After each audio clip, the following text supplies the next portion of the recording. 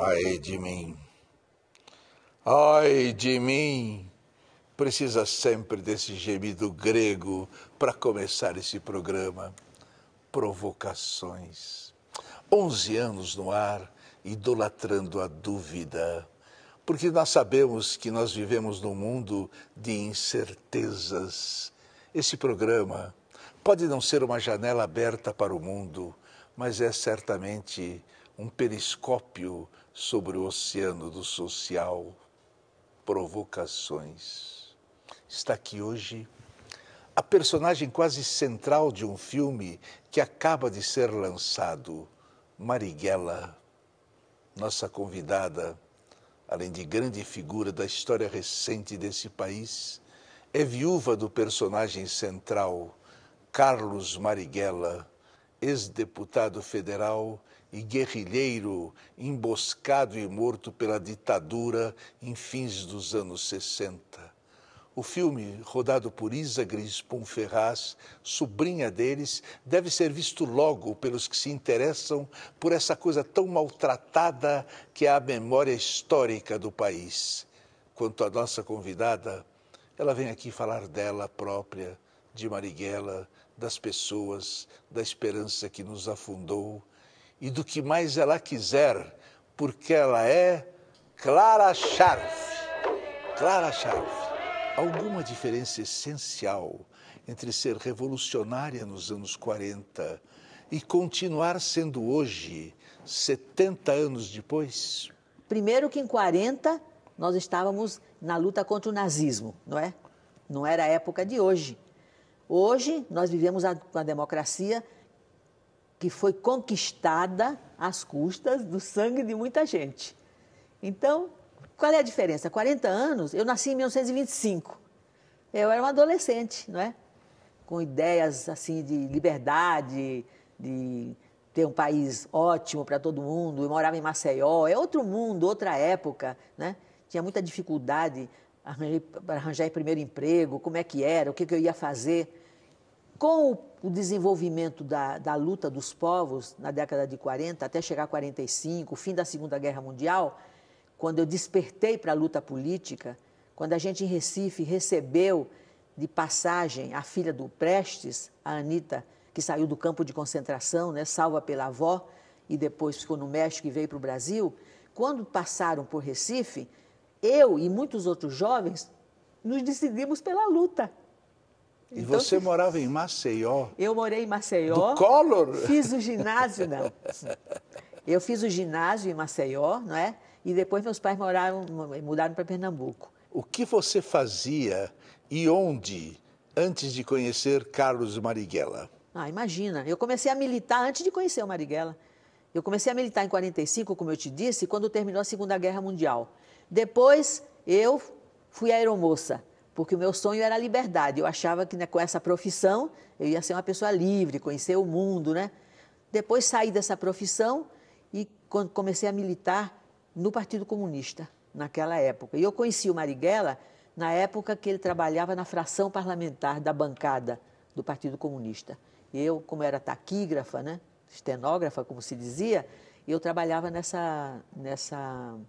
Era um escritório, né, onde eram feitos os discursos da maioria dos deputados. Gregório Bezerra, Marighella. Só que Marighella e Jorge Amado eram os que mais faziam o discurso dos outros, né? Quer dizer, ajudavam a fazer. Foi a bancada mais brilhante que teve no Parlamento Brasileiro. Clara Scharf, jovenzinha no Recife, era muito assediada? Olha, essa história do assédio é uma coisa muito, muito engraçada de discutir, né? O assédio sempre existiu e sempre vai existir. Cada um se comporta diante do assédio de acordo com a sua maneira de ver o mundo, de ver as pessoas, né? Saber o que você quer da vida, mas sempre tem o assédio. O que você chama assédio? É a conquista, aproximação, né? Isso... Vem cá, eu estou falando com uma menina de 15 anos ou com uma senhora de 70? Você está falando com uma mulher de 86 anos. Durante a guerra, sei, trabalhou numa base aérea em Recife ao lado dos americanos. É verdade. O que é a vida, hein? E o que fazia com eles? Olha, eu fui trabalhar na base americana porque naquela época, quando Getúlio rompeu com Hitler, né? e se passou para a posição dos Estados Unidos, eles começaram a... Porque os americanos simplesmente afundaram 2 navios brasileiros para dizer que foram os nazistas, né? E aí, o que aconteceu? Os americanos ganharam do Getúlio a possibilidade de ocupar uma base. E nessa base, eles tinham um escritório e precisavam de pessoas que soubessem inglês para poder fazer os documentos, datilografar aquilo em inglês, etc. E tal. E eu sabia inglês. Marighella já era deputado federal quando o conheceu? Eu o conheci quando ele já era deputado, quando eu fui trabalhar na fração parlamentar. Então vamos fazer uma pergunta difícil para você. Como ele era? Ah, ele era maravilhoso. Quer dizer, como ele era é o seguinte, sempre, quando você quer bem uma pessoa, você sempre acha que a pessoa é ótima, né? Tem todas as qualidades. Mas Marighella era um ser excepcional mesmo, né? Claro. Além dele ser um homem fisicamente forte, assim, charmoso, ele era uma pessoa de uma doçura muito grande. Tanto é que, ao longo da militância dele, todas as pessoas que com ele trabalharam, que lutaram, que viveram juntos e tudo, todas as pessoas guardam dele uma lembrança. Inclusive, o Jorge Amado definia Marighella como a ternura e a ira. É verdade. Ele acertou? Acertou. Ele era ciumento? Não sei. Olha, já é. Não. Bom, tá bom. Ele era casado? Não, ele foi casado, ele teve um filho. Não foi casado na lei, vamos dizer, casado no amor, né? Ele, depois que ele saiu da cadeia, né, porque ele ficou preso muitos anos durante o Estado Novo, e quando ele saiu da cadeia, depois ele conheceu uma moça da Bahia, com as quais ele teve uma relação, não deu certo, mas dessa relação é que ficou o filho, que é muito parecido com ele, inclusive, Carlos Augusto Marighella. E essa primeira prisão que ele foi, o que era? Ele foi preso muitas vezes. Marighella foi preso desde estudante na Bahia. Marighella resolveu fazer uma ação na Bahia, quando estudante, para dizer que o comunismo tinha chegado lá. Então, ele pegou um bando de estudantes como ele, pegaram cartolinas, botaram nas cartolinas a foice e o martelo, e de noite, quando a cidade toda dormia, eles penduraram as cartolinas.